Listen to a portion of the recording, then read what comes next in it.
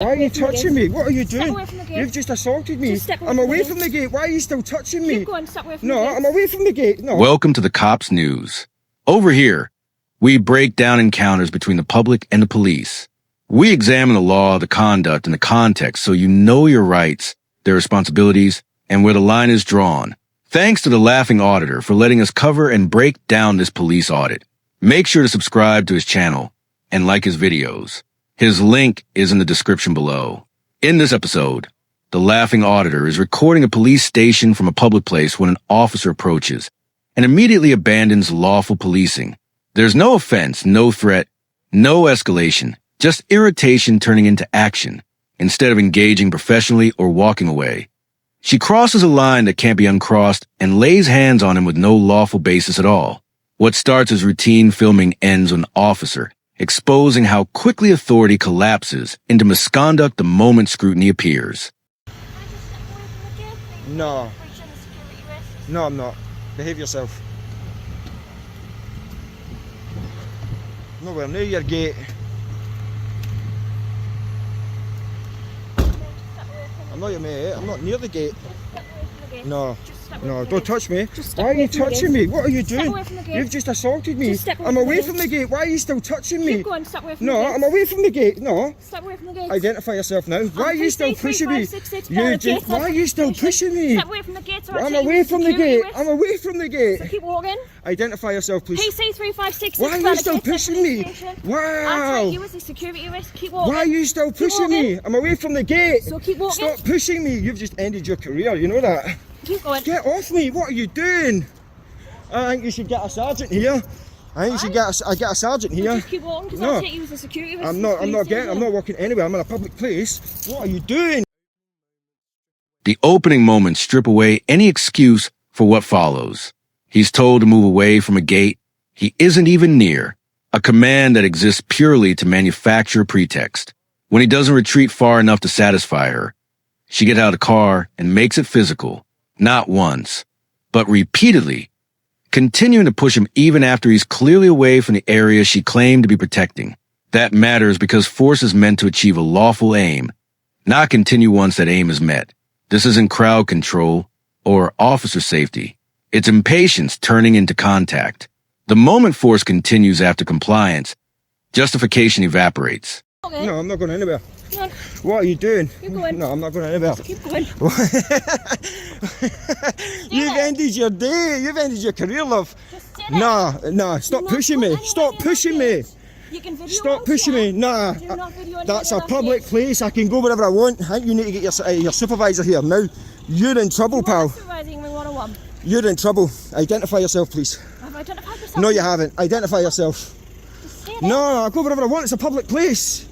It's a public place. You understand that, yeah? You understand what a public place is. This male's been trying to get into the back of the I'm not police trying to station. get in at all. You're lying. Why are you lying? It's all on camera. Why are you lying? Why are you lying? Huh? You've seriously just pushed me all the way from there. You know full well I can't do nothing to defend myself because you're in uniform. You'd have me twisted up in a second. Right? It's a public place. You have no authority whatsoever to dictate where I go. Is that clear? Is that clear? After pushing him away, she flips the script and tells him to stay there. Try to pin him in place on a public pavement she has no authority to control. That isn't a lawful direction. It's an invented boundary. He's entitled to move freely in a public space, and when he asks for a supervisor, the request is ignored. That matters because that's the point officers are meant to pause and reassess, not double down. The real exposure comes over the radio. While he's standing clear and compliant, she tells colleagues he's trying to get into the back. That isn't interpretation. It's fabrication. Radio traffic shapes how other officers respond and how force gets justified. Once events start being narrated that didn't happen, the danger isn't the man with the camera. It's an officer rewriting reality to justify what she's already done. Mate, Mate, I'm not listening to you. Exactly. So go away. Back in your car. Why are you still pushing me? I'm not letting you in out of that gate. Just I'm keep not going in the gate. Just keep going. I am not going in the gate. You tried to step in that gate. I didn't step in. I stood at the corner. Like I done at the other side and I didn't go in. No officers came out and assaulted me. So how do I know that? You don't know that. You don't know that, but you go on what you do know and what you don't know. And I believe You're you an to be absolute security. idiot. Get back in your car Thank you and very do much. one. Step away. Get back in your car. Step away. Get back in your car. You've found yourself in a whole world of shit. Wonderful. Step Yeah, away. why are you still pushing me? Step away. Stop pushing me. Do not come anywhere near the police. You've just committed several assaults. You've ended your career. You know that. Step away. You know that. You have ended your career. Do not come You anywhere have near the ended your station. career. You know It's that. fine. You have no idea what Fine. you've just done. But just leave You the have police ended your alone. career. You've just ended your career. 100% you've just ended your career. Don't come anywhere near the police. I'm not. What do you mean go anywhere near the police station? This is a public place. And I was not going into a police station. At this point, she drops any pretense of communication altogether, saying she's not listening isn't frustration. It's a refusal to do the job. Even as he moves away and clearly states he won't approach the gate, the physical pushing continues. That's the moment the rationale collapses. The force no longer serves any lawful purpose.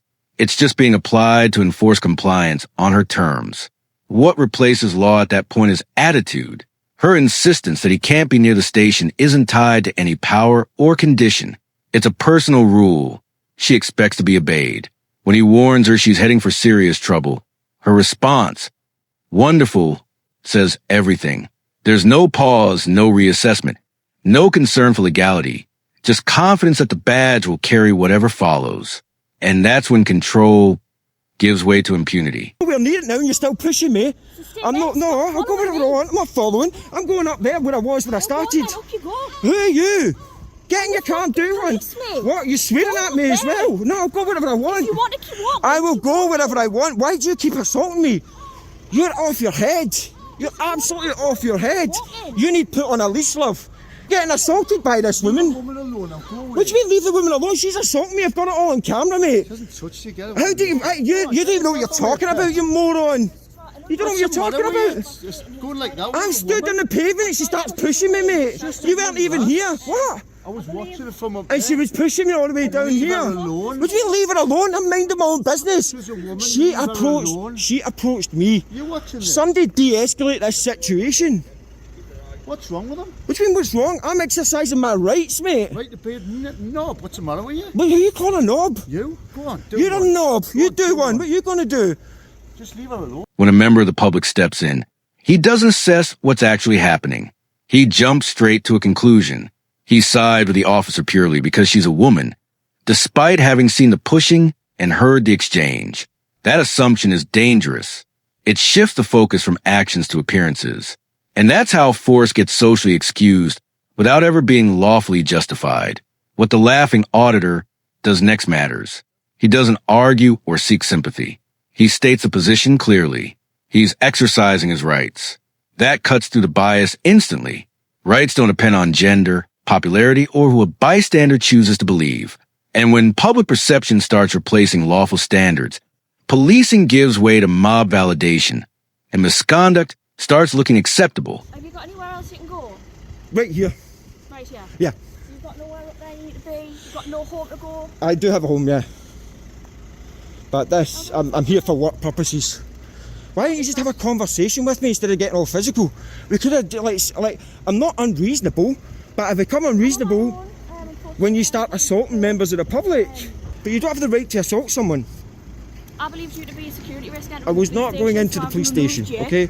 I understand what you're saying, but we could have had a conversation about it. Have See? a conversation with me. I just want you to leave. Right, I'm not going to leave. I'm not going to go in the gate, but I'm not going to leave, Well, then okay? can you stand on the other side? No, I of the won't, property? because I'm walking backwards and forwards. I'm making a video. I'm doing Can my you work. walk backwards and forwards on that side? No, I of the road? won't. I'll stay on this side. It's a public place. You can't tell me where I can walk and where I can't walk.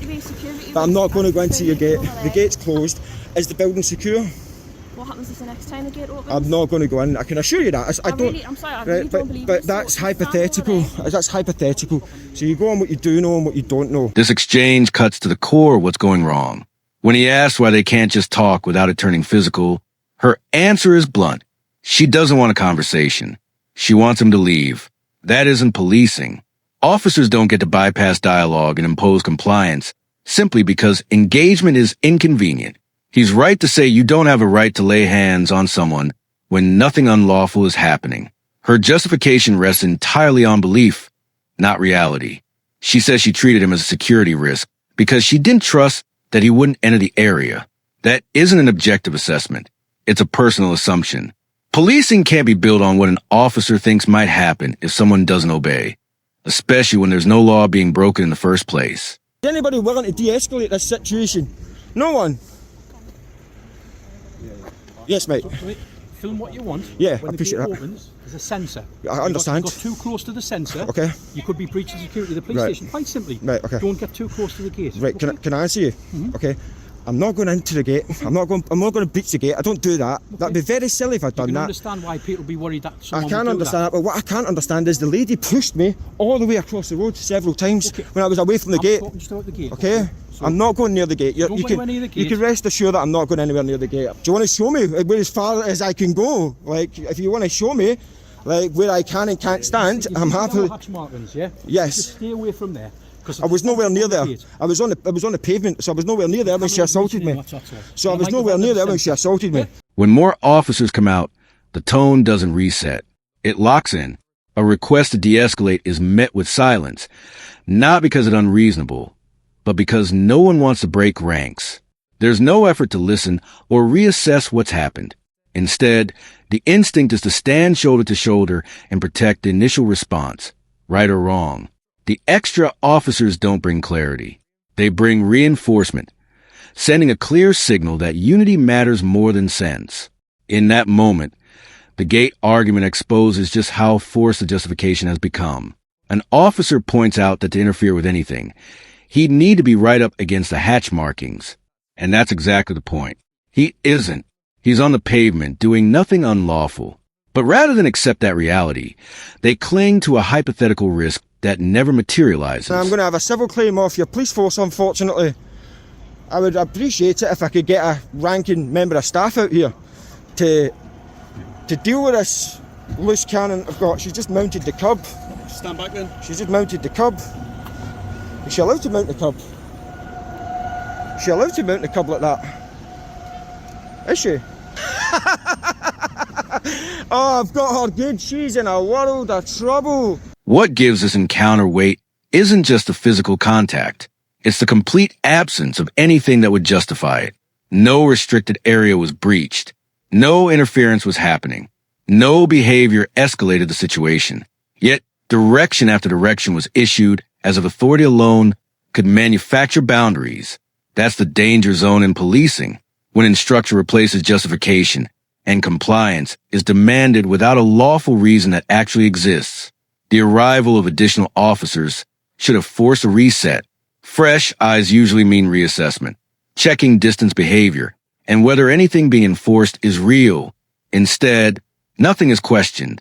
The situation is allowed to continue unchanged, not because it makes sense, but because challenging it would mean admitting something had already gone wrong.